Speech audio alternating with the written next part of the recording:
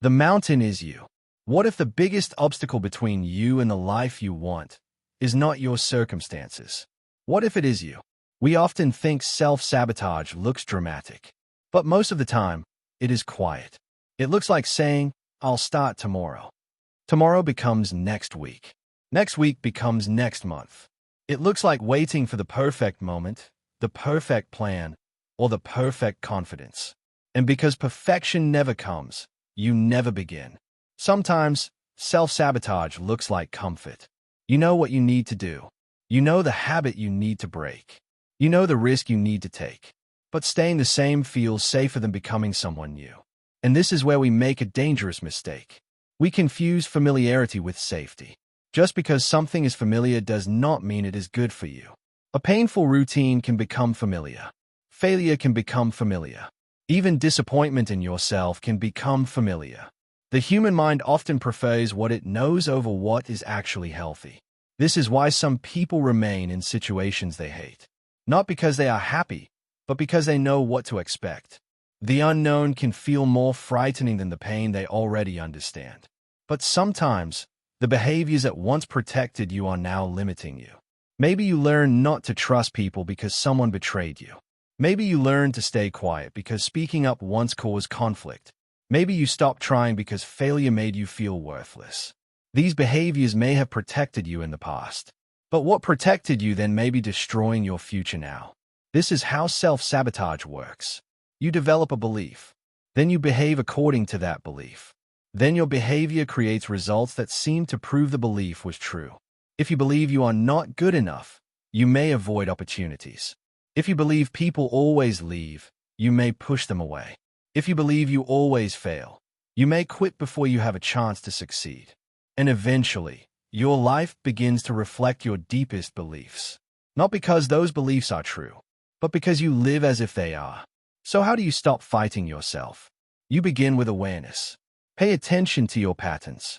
What happens right before you procrastinate? What are you feeling when you want to quit?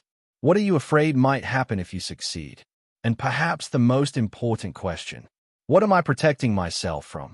Behind procrastination may be fear of failure. Behind perfectionism may be fear of criticism.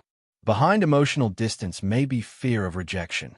Behind constant distraction may be the fear of being alone with your own thoughts. When you understand the fear beneath the behavior, you can finally begin to change it. You stop saying, I am lazy, and start asking, what am I avoiding?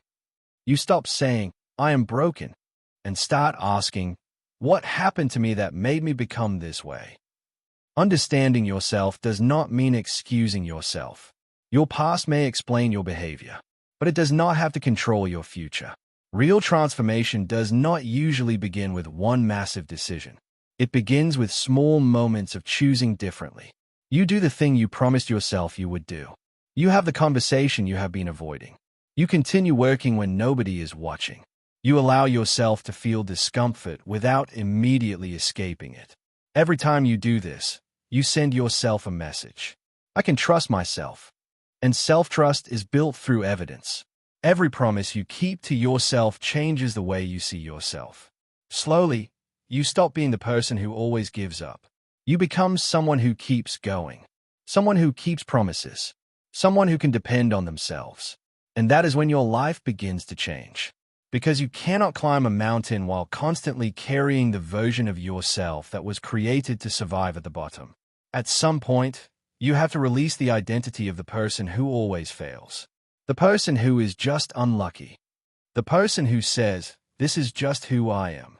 Because sometimes, that sentence is not an identity. It is a prison.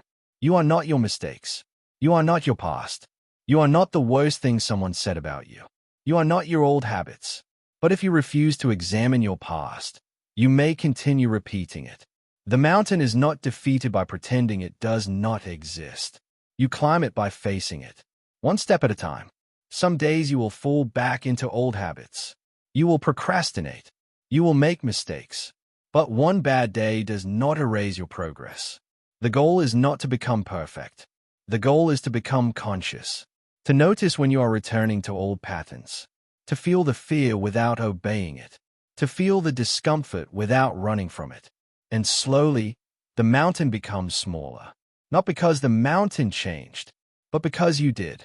A thought is not a command. A fear is not a prophecy. And your past is not a sentence.